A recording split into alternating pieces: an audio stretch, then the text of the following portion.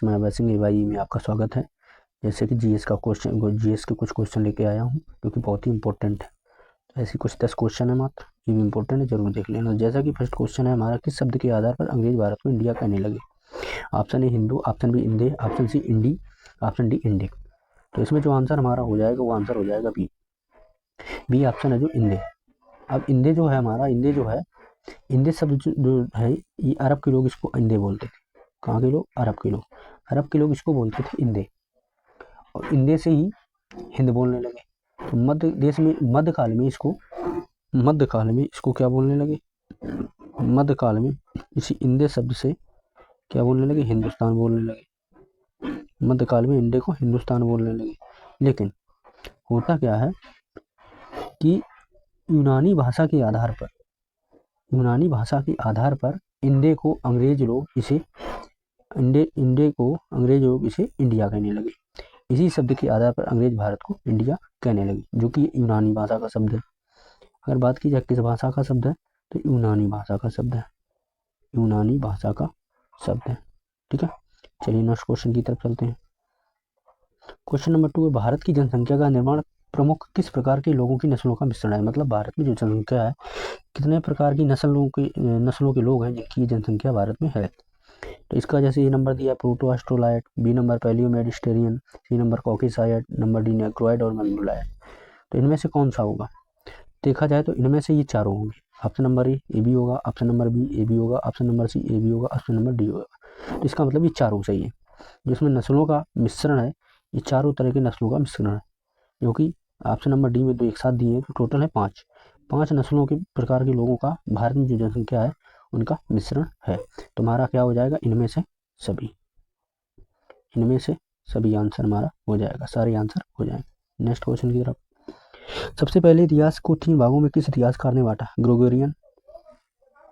Gregorian, number B Christoph Selliers, number C बामन, number D इनमें से सभी। तो कौन सा ऑप्शन हो जाएगा बताइएगा? तो ए नंबर में जो हमको दिया गया है कि ग्रेगोरियन ने क्या किया था? कैलेंडर, सबसे पहले इन्होंने कैलेंडर का आविष्कार किया, कैलेंडर बनाया, जो कि हमें डेट देखते हैं। ये एक चर्च में पादरी थे। ठीक है, अब नंबर बी में आ जाओ। नंबर बी में दिया क्रिस्टोफ सेलियर्स। तो यही हमारा आंसर हो जाएगा राइट। सबसे पहले इतिहास को 3 भागों में इन्होंने ही बांटा था। तो ऑप्शन नंबर बी हो जाएगा।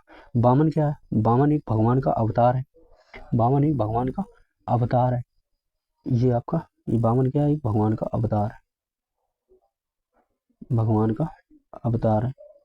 इसलिए हमारा आंसर जो होगा बी होगा, क्रिस्टोफ सेलियर्स। नेक्स्ट क्वेश्चन की तरफ। शाम का शाब्दिक अर्थ है नंबर ए शाम,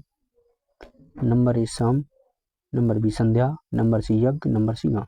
शाम का मतलब होता है, शाम का मतलब याद रख लो, सामवेद का मतलब शाम है धुआं। अगर गाना गाएंगे तो शाम है धुआं। तो इसका मतलब शाम का धुआं मतलब गाना, गाने का मतलब है। इसका आंसर क्या हो जाएगा? डी।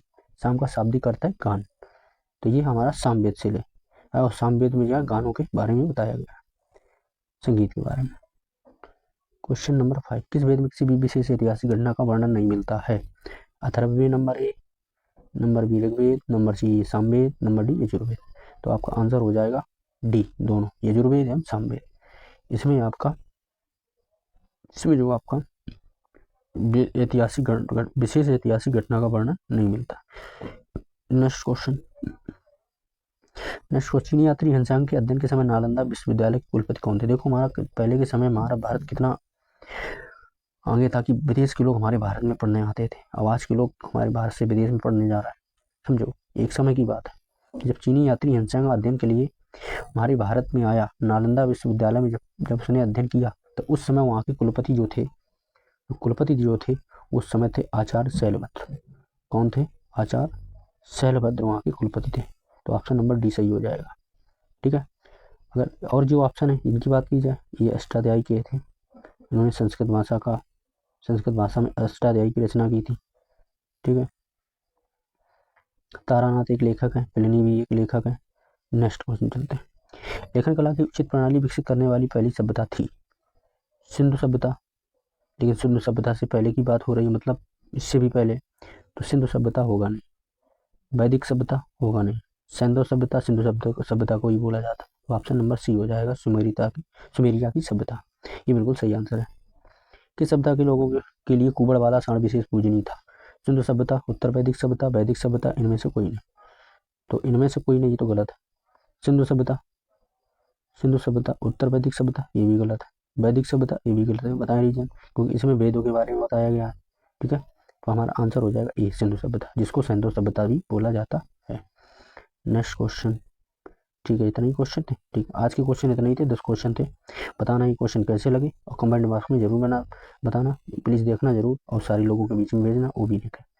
थैंक यू देखने के लिए, बहुत बहुत धन्यवाद।